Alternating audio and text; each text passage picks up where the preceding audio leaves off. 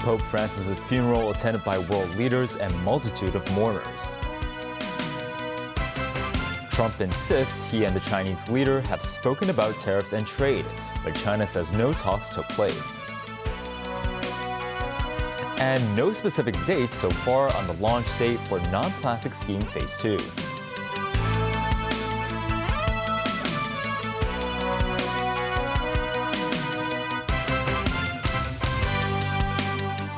Good evening and welcome to TVB News. The funeral for Pope Francis has been taking place in the Vatican. 200,000 people, including world leaders, attended to pay their respects to the 88-year-old who died on Easter Monday. David Garrett reports. Thousands came to say goodbye. Pope Francis has legacy to be remembered, and this will be a day never forgotten by the estimated 200,000 who were in St. Peter's Square for Francis on his final journey. The coffin was carried from St. Peter's Basilica into the square where crowds massed. It was placed on the ground as the funeral service began. The homily read by Cardinal Giovanni Battista Re, who thanked all those who came to pay their respects. He spoke over a microphone so the crowds and the world could hear the eulogy.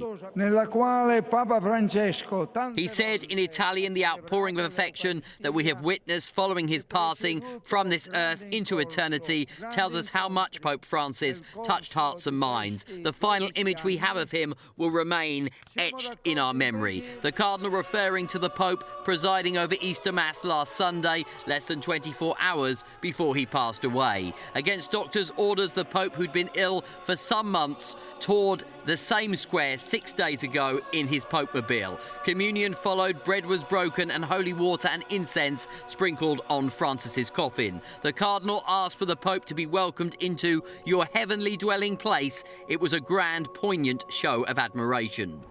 US President Donald Trump and First Lady Melania Trump attended earlier. Both approached the coffin before it was taken outside. The President and First Lady representing the United States, which has 50 million Catholics. Former US President Joe Biden and wife Jill also attended. Argentinian President Javier Milei from the country of Francis's birth in 1936. World leaders from across the globe went to pay their respects for their nations. Prince William represented the United Kingdom on behalf of King Charles. Leaders from South America, Africa and Asia passed the coffin in St. Peter's Basilica as 100,000 had done during previous days. They came from far and wide to honour the life of the pontiff. This mourner from the Philippines was keen to celebrate a momentous life. He's the most humblest person I've ever known. I mean, the simplicity and the way he shepherds all the people, especially the Catholic Church. Not only Catholic Church, he also embraced other religions. The cardinals who will elect the next pope were some of the first to be seen as the proceedings got underway early on Saturday, Rome time. Cardinal Fernando Filoni spoke for many, saying, Pope Francis reminds us that we are Christians and must live as Christians. It's a beautiful thing. Around 135 cardinals will elect a new pope starting next month after 9 days of official mourning, which have now started. Francis is breaking with recent tradition and will be buried in the St. Mary Major Basilica. A simple underground tomb awaits him with just his name. David Garrett, TVB News. U.S. President Donald Trump is sticking to his guns and maintaining that he and President Xi Jinping have spoken about tariffs and trade. Chinese authorities, however, insist no talks took place. Trump repeated his claim to reporters on Friday. Nasvi Karim with more. Donald Trump keeps insisting he has spoken to President Xi Jinping without giving details. Beijing, meanwhile, denies any talks are taking place, refusing to cede to U.S. requests to come to the table. The scenario continues to throw doubt into what progress is being made to de-escalate the trade war between the two countries. Trump was asked again before he left Washington to attend the funeral of Pope Francis in Rome. You said you spoke with President Xi. Have you spoken to him since the tariffs? When did you last I don't want to comment on that, but I've spoken to him many times, yeah. Trump had previously appeared to soften his stance towards tariffs on China, saying the 145% levies would not last forever. Aboard Air Force One, Trump said China would gain if it opened up its markets to U.S. goods, and tariffs would help that happen. Well, free up China, let us go in and work China because, frankly, that's what we wanted last time. We almost got it, and then they backed out of that deal. But we had it to go into China and to sell our product, sell our wares. In other words, it's called to open China. That would be great. That would be a big win. But I'm not even sure I'm going to ask for it because they don't want it open. Meanwhile, Finance Minister Lan Fo-an said at a G20 meeting that world economic growth was insufficient and stifled by tariffs and trade wars. Lan called on all parties to strengthen multilateral cooperation, saying that China supported dialogue and consultation on equal footing to settle trade and tariffs disputes. As a retaliatory measure to U.S. levies, China imposed 125% tariffs on American goods, but has since exempted some imports, such as U.S.-made pharmaceuticals. Nazri Karim, TVB News. President Xi Jinping has stressed that China needs to recognize its gaps and double efforts in AI innovation, as well as join forces to develop high-end chip technology. Having hosted a Politburo meeting study session on Friday, President Xi stressed the central government's concern for the development of AI technology.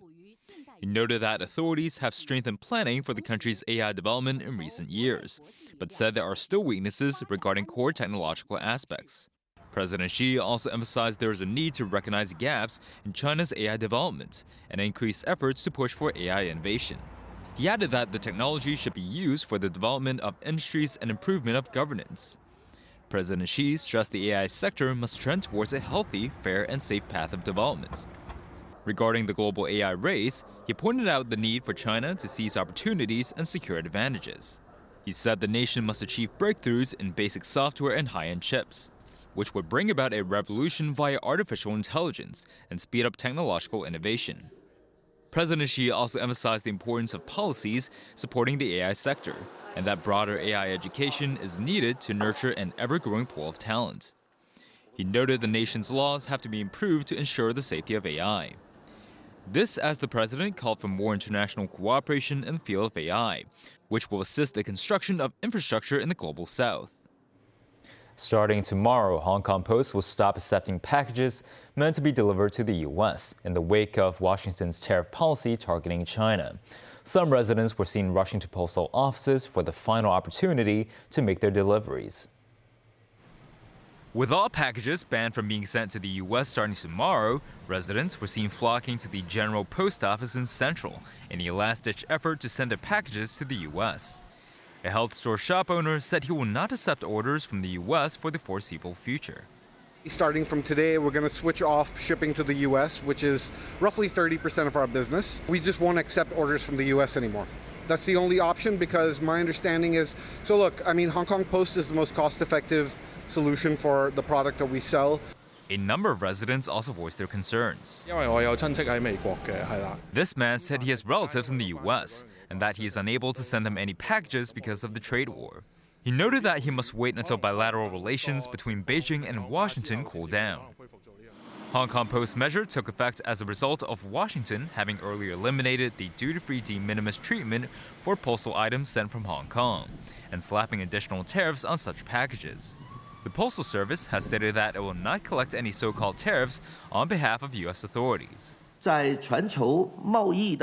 Speaking about the U.S.-provoked trade war, Chief Secretary for Administration Eric Chan said the city cannot avoid the short-term effects of the conflict, but pointed out that the SAR governments could seize the opportunity to attract investment in the city. This, as Secretary for Commerce and Economic Development, Algernon Yao, said Hong Kong retains the advantage of being a superconnector offered under the One Country, Two Systems principle. Secretary for Environment and Ecology Zhe Wan today said the first phase regulation of disposable plastic tableware and other relevant products was successful, but he has not confirmed the implementation date for the second phase of the scheme.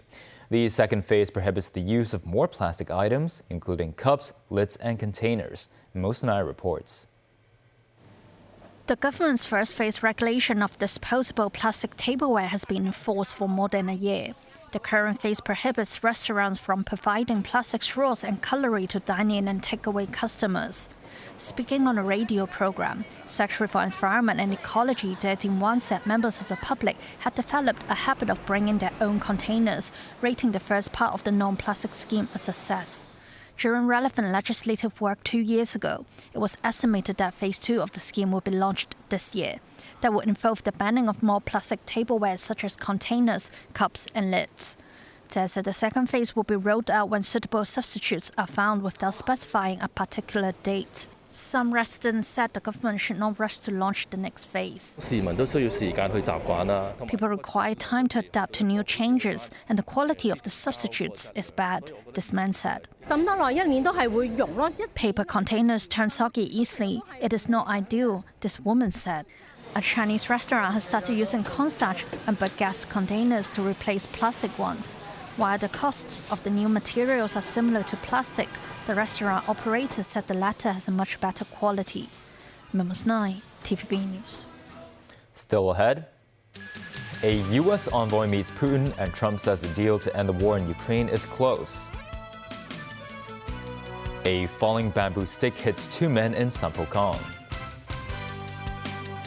And a look at Singapore's booming concert business.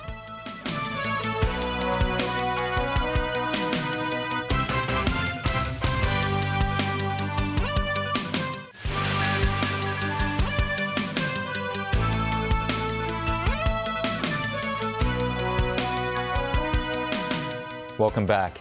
Ukrainian President Volodymyr Zilinski has met U.S. President Donald Trump in the Italian capital, Rome, where both leaders were attending the funeral of Pope Francis. That's according to a spokesman for Zilinski. No details were released, but the meeting comes after Trump said a U.S. plan to end the Russia-Ukraine war is very close to a deal. It potentially involves Ukraine giving up Crimea, which Russia captured in 2014. Nazmi Karim with more. Crimea to be recognized as Russian.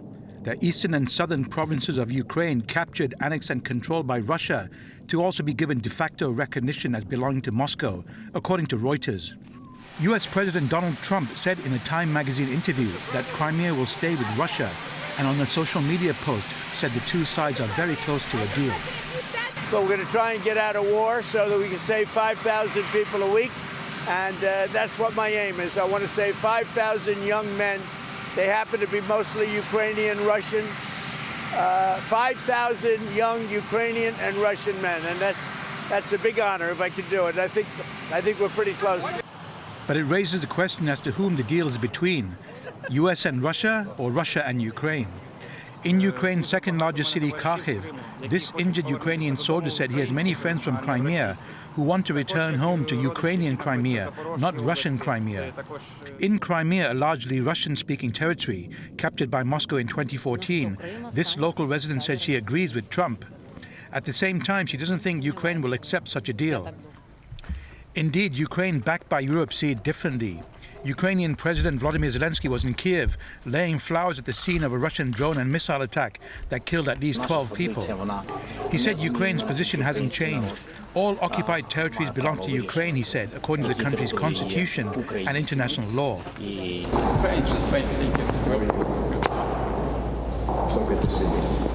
Earlier, Trump's envoy, Steve Witkoff, met Russian President Vladimir Putin in the Kremlin, where they held talks for 3 hours. Putin advisor Yuri Ushakov later said the two sides discussed the possibility of resuming direct talks between Russia and Ukraine. Meanwhile, the fighting rages on. In Ukraine's Sumy region, firefighters tackle a large-scale blaze after an overnight Russian attack injuring one person. Nazmi Karim, TVB News. The Kremlin has blamed Ukraine for a car bomb that killed a senior Russian military officer near Moscow on Friday. 59-year-old Yaroslav Moskalik was killed hours before U.S. envoy Steve Witkoff and Russian President Vladimir Putin met in Moscow to discuss the war with Ukraine. Moskalik was a deputy head of the main operational department in the General Staff of the Russian Armed Forces. He died after an explosive device detonated in his car just outside Moscow. It was the second killing of top Russian military officer in 4 months. Igor Kirillov was killed when a bomb hidden on an electric scooter parked outside his apartment building exploded as he left for his office. Ukraine acknowledged responsibility for that attack. North Korean leader Kim Jong-un has unveiled a new naval destroyer, claiming it has a significant advancement towards its military's range and strike capabilities. North Korea's state-run Korean Central News Agency said Kim attended the launching ceremony for the 5,000-ton warship on Friday at the western part of Nampo. Kim framed the arms buildup as a response to perceived threats from the United States and its allies in Asia, who have been expanding joint military exercises in the region. He added his next aim was to acquire a nuclear-powered submarine. The new multi-purpose destroyer is touted by state media as the first in a new class of heavily armed warships. It is designed to handle various weapon systems, including anti-air and anti-naval weapons, as well as nuclear-capable ballistic and cruise missiles. Kim said the destroyer will be handed over to the Navy early next year and begin active duty. 2 people were injured after being hit by a falling bamboo stick in Sampokong this morning. Police cordoned off the area after the incident. On the ground was a meter-long bamboo stick with cracks on it. Police received a report at around 10 a.m. that 2 men were hit by a bamboo stick that had fallen from a nearby scaffolding. One of them suffered a forehead injury while the other reported chest pain. Both were sent to the hospital for treatment. Singapore's booming concert scene has drawn the attention of some Southeast Asian production companies keen to tap its market potential. Some scholars believe the Hong Kong government should also take a more proactive approach in securing superstars to maintain its status as Asia's hub for mega events. Jackie Lin with more. Boasting a capacity of 55,000 people, this is Singapore's largest concert hall. Having hosted numerous international superstars, American diva Lady Gaga will stage 4 shows here next month. Recognizing the market potential, a Malaysian production company held a fan meeting for South Korean girl group IVE in Singapore last year. The production house officially enters the Singapore market this year. Its manager said the local government has adopted a more proactive attitude in facilitating such events with well-developed amenities. He said the Singapore government not only provides tax incentives, but also funds some specific types of projects. Last year, American pop sensation Taylor Swift held 6 concerts in Singapore. The Singaporean government offered a cash subsidy of $2 to $3 million for each show. Xu Le, a lecturer at the Department of Strategy and Policy at the National University of Singapore's Business School, believes these are successful publicity tactics, but notes that cash boons are unlikely the main reason megastars choose Singapore. She said the logistical support and smooth preparation process have boosted their confidence to stage their shows in Singapore. British band Coldplay performed 4 shows at the main stadium of Kai Tak Sports Park in Hong Kong, which is able to accommodate more than 50,000 people. After the curtain falls, who will be the next international superstar to perform in Hong Kong? Associate Professor Terence Chung of the Department of Economics at the Chinese University of Hong Kong said sincerity of the invitation matters to these world-class singers. He also suggested the government should review the venue leasing process and expedite the approval process to woo such stars to Hong Kong. Jackie Lin, TVB News. And that's the news. Thanks for watching.